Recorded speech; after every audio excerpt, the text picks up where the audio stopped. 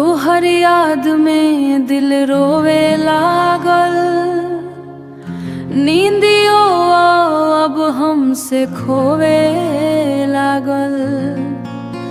तू छोड़े के चल गइलू काहे, जियरा हमार टूटे लागल। ए भैया तोहर बिना सब सुना लागे, तोहर बिना सब सुना लागे। जैसे जिंदगी ही रुक गइल रे, हम तो तोहरा पर जान लूटैनी, तू काहे दिलवा तोड़ गइलू, दिलवा तोड़ गइलू। रात भर जागी तोहरा सोचता, अखिया से पानी ढर ढर गिरे।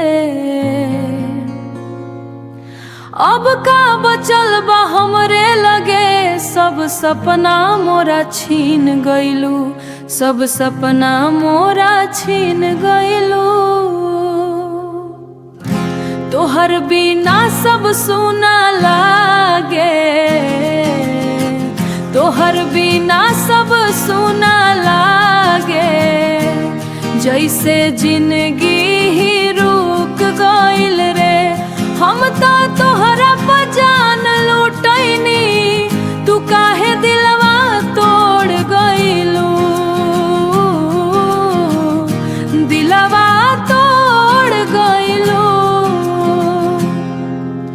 तोहर आवाज अब ना सुनाई दे,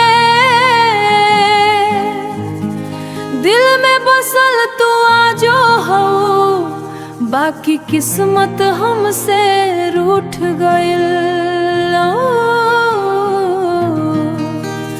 अरे जैसे जिंदगी